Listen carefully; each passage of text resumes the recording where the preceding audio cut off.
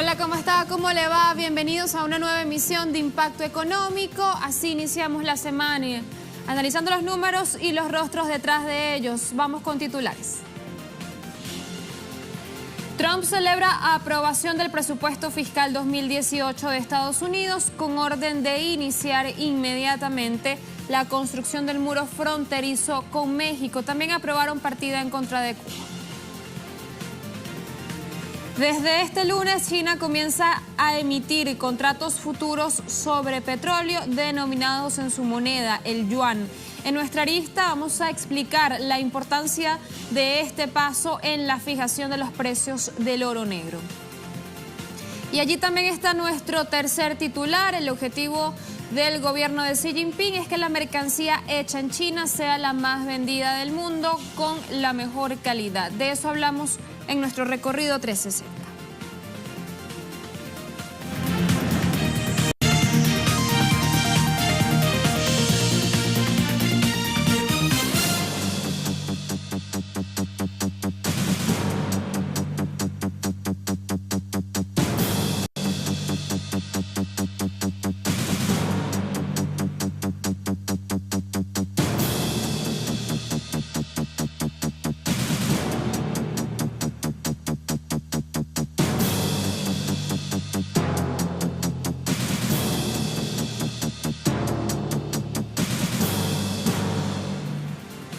Y bajo la administración de Donald Trump, la política exterior de la Casa Blanca mantiene esa misma pauta injerencista en contra de América Latina que le ha caracterizado durante todos estos años, aunque claramente ahora es más xenófoba y sin tapujos a la hora de ponerle números a sus planes más polémicos, cuyos recursos están asegurados por la última partida presupuestaria aprobada en el Congreso. Lo primero, el muro fronterizo con México. Desde su campaña, Trump insiste en la necesidad de edificar o más bien ampliar esa barrera física con su vecino norte.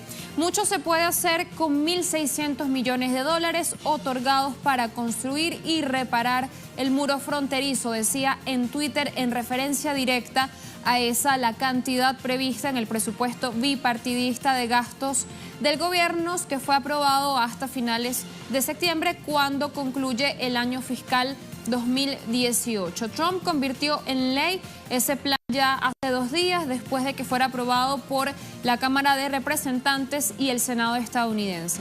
Dentro del plan de gastos, los 1.600 millones están destinados a la seguridad fronteriza, específicamente a más de 140 kilómetros de muro en los límites con México y a nuevas tecnologías. En todo caso, aseguró que solo se trata de un anticipo, pero que el trabajo comenzará inmediatamente y que el resto del dinero vendrá sea como sea.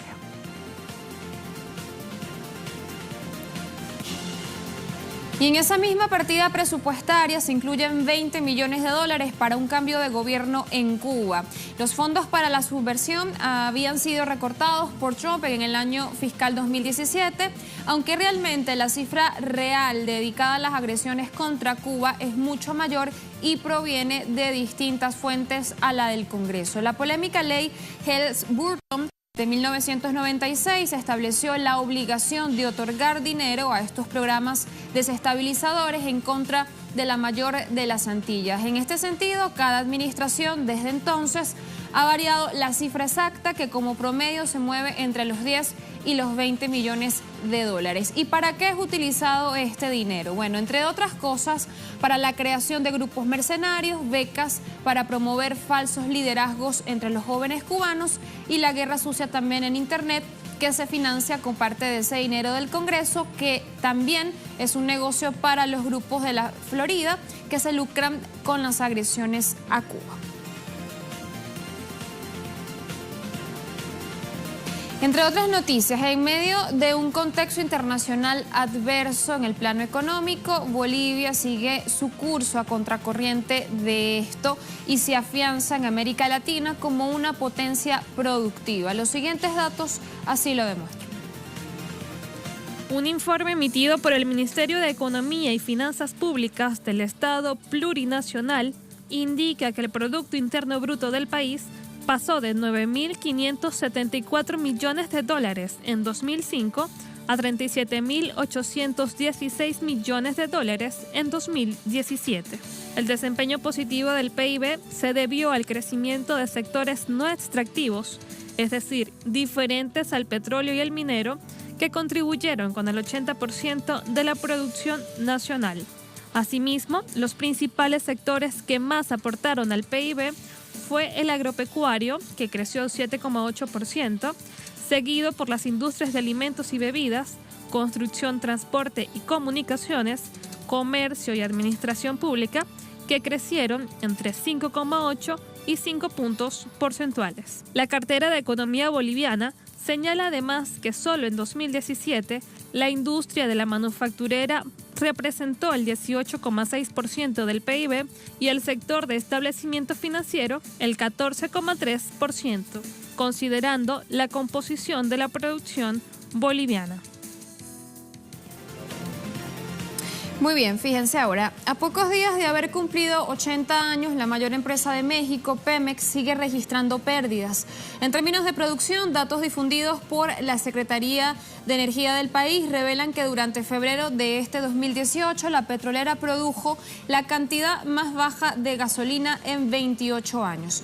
Petróleos Mexicanos produjo apenas 164.100 barriles de gasolina en el segundo mes de 2018, el peor registro que se tiene desde 1990. Comparado con el 2016, el desplome productivo ha sido de 86%. Las desinversiones en este sector, sumado a esos permisos otorgados a transnacionales a través de la reforma energética de Enrique Peña Nieto, han provocado que actualmente 2 de las 6 refinerías de la paraestatal mexicana se encuentren paralizadas. Esto contribuye a su vez al incremento de la importación de combustibles, principalmente desde Estados Unidos, con un incremento de 79% y que, por cierto, también dejan a México cada vez en una posición comercial más desfavorable, más expuesta frente a su vecino norte.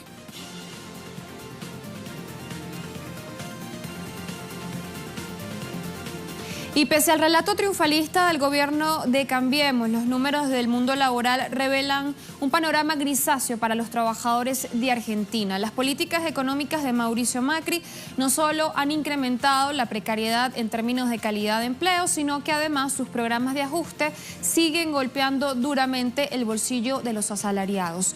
La mayor parte de la creación del empleo en el área privada se dio en sectores no asalariados, con menores ingresos y con una mayor incidencia a la informalidad laboral. Las dinámicas de estas tendencias podrían incidir en la duración del empleo, la distribución de ingresos, también la pobreza, pues un promedio del sueldo informal está 40% por debajo de lo que se gana en puestos formales de trabajo. De los 20 millones de argentinos que comprenden la población económicamente activa, cerca de la mitad estarían bajo estas condiciones. Además, la tasa de demandantes ocupados, es decir, aquellos que aún trabajando ocupan más horas de su tiempo para completar sus ingresos con otro trabajo, se mantuvo sin variaciones entre 2016 y 2017.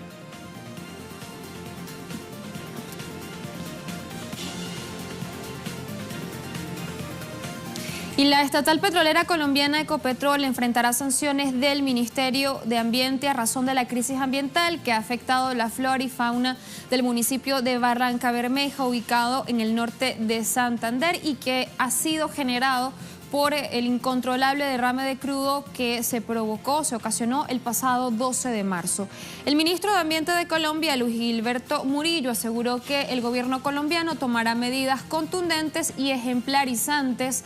Dicen que Ecopetrol es responsable de una licencia ambiental y en este sentido tienen que compensar a los afectados y comenzar de manera inmediata la restauración de los ecosistemas contaminados. Hablamos de unos 24 kilómetros de la quebrada de La Lizama y de Caño Muerto, afluente del río Sogamoso, que también se está viendo afectado a razón de este derrame de petróleo. Sobre el origen de esta emergencia ambiental, Ecopetrol explicó que el daño corresponde a una falla directa del lugar, intentando así saltar al paso de esas acusaciones que tuvieron lugar en días pasados sobre el afloramiento pues, y que se debía a labores de fracking en la zona. Una estrategia que, por cierto, las autoridades de Ecopetrol han aupado.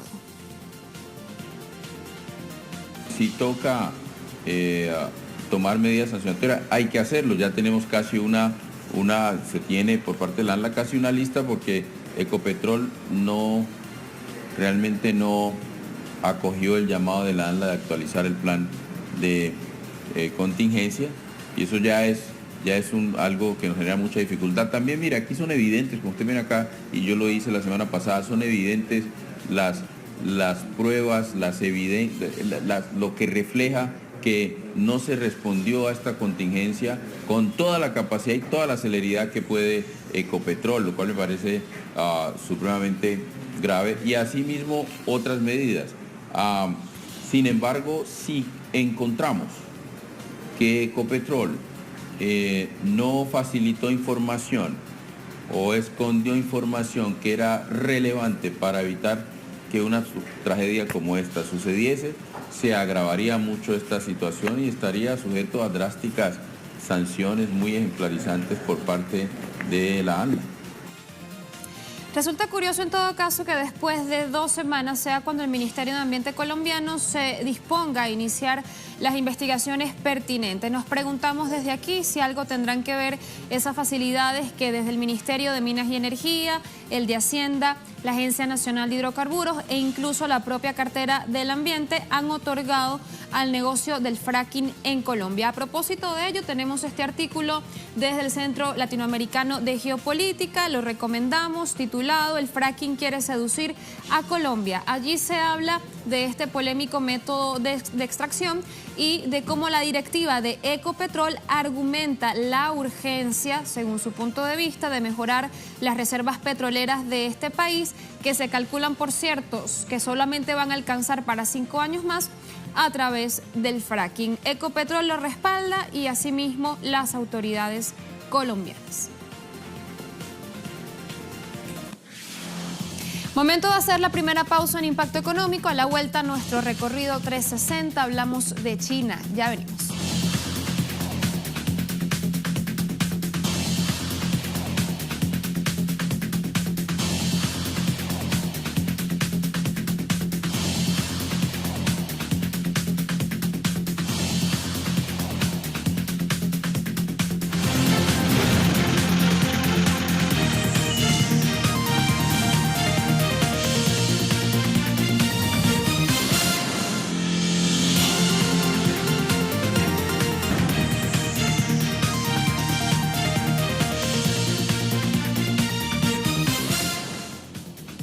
Estamos de vuelta, de inmediato nuestro recorrido 360. Avanza con paso firme el plan del presidente Xi Jinping, denominado Hecho en China 2025, que nace con el objetivo, dicen, de inundar los mercados internacionales con productos Made in China. Para ello, el Ejecutivo dice que también hará mayores esfuerzos para construir una fabricación eficiente y de calidad, así lo decía el ministro de Industrias y Tecnologías del gigante asiático. En los 40 años de reforma y apertura, particularmente en los últimos 5 años desde el 18º Congreso Nacional del Partido Comunista de China, China ha logrado un desarrollo histórico en su fabricación. Sus capacidades integrales, poder innovador e internacional influencia en la fabricación se han actualizado a un nuevo nivel, promoviendo de manera efectiva la industrialización y modernización de China. A medida que se fortalece a través de apertura constante, cooperación internacional y competencia, la fabricación de China se ha integrado profundamente en el sistema de división industrial global, que proporciona una base sólida y condiciones favorables para que el país desarrolle una fabricación de alta calidad. Y efecto boomerang, las sanciones de la Unión Europea le están pasando factura a una buena parte de sus empresas alemanas y sus voceros esperan que tras la reelección del presidente Vladimir Putin las relaciones con Moscú mejoren. Hablamos, por supuesto, de esas sanciones de la Unión Europea y de Estados Unidos sobre el gigante euroasiático. Justamente esto lo titula el portal Sputnik. A las empresas alemanas les irritan las sanciones rusas. Según el Comité Alemán de Relaciones Económicas del Este, el 57% de las aproximadamente 110 empresas que participaron en una encuesta se muestran favorables a retirar gradualmente las sanciones que pesan injustamente contra Moscú. Un 37% se inclinó por retirarlas inmediatamente, si solo el 5% de estas 110 empresas expresaron su apoyo a mantenerlas. La empresa de la región de Turingia, un estado oriental de Alemania que mantiene relaciones comerciales con Rusia, perdieron hasta el 30% de su facturación, una perspectiva calificada de inaceptable por Mike Morin, presidente de la Unión Demócrata Cristiana en la región.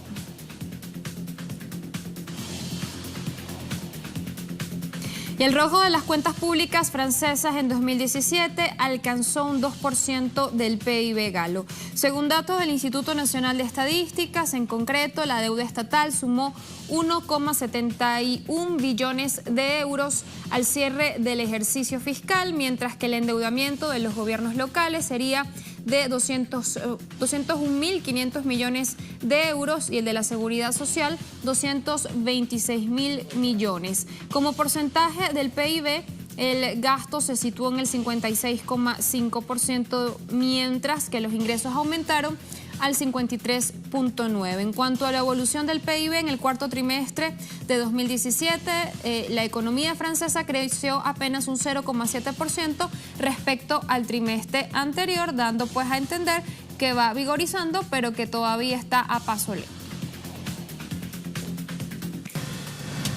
Segunda pausa en Impacto Económico. A la vuelta revisamos la especulación en el mercado petrolero.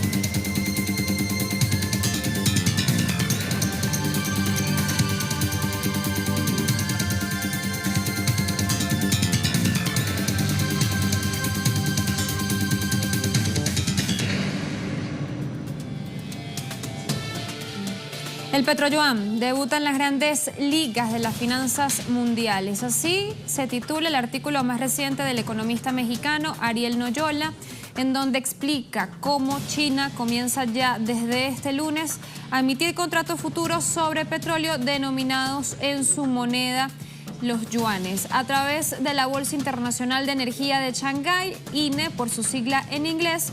El gigante asiático lanza sus primeros instrumentos financieros derivados sobre el petróleo.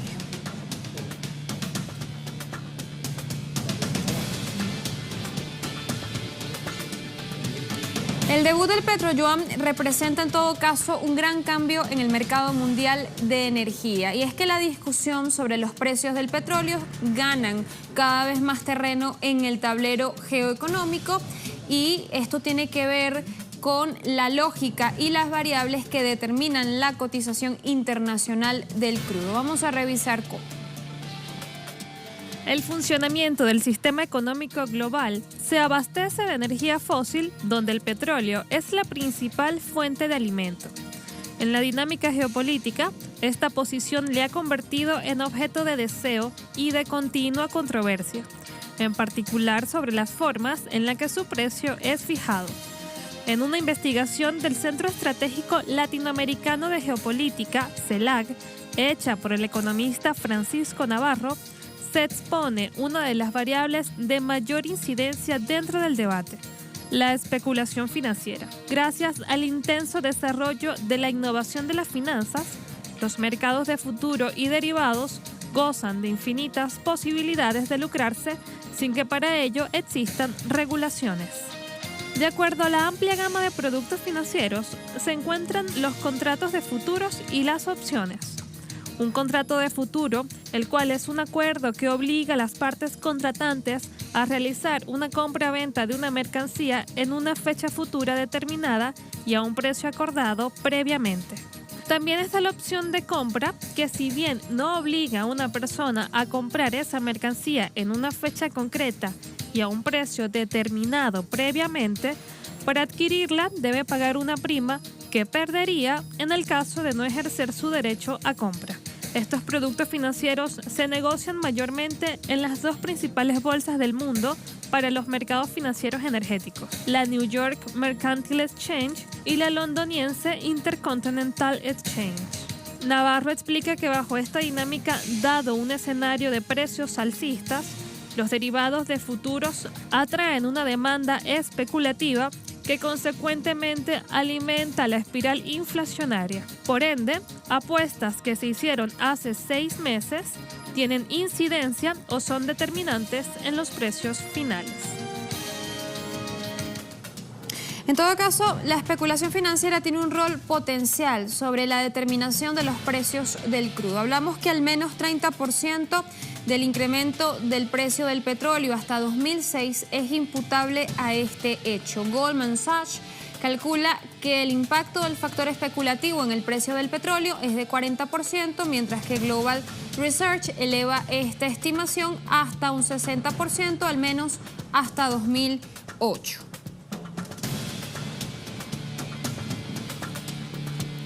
Es evidente esta estrecha relación entre el carácter especulador de los mercados financieros y la determinación de los precios del petróleo, un escenario también de incertidumbre, motivo de cuantiosos problemas para algunos países en sus diseños eficientes y justos de políticas públicas que atiendan necesidades socioeconómicas reales. Nos preguntamos entonces, ¿es compatible el sistema financiero con la democracia y con la soberanía?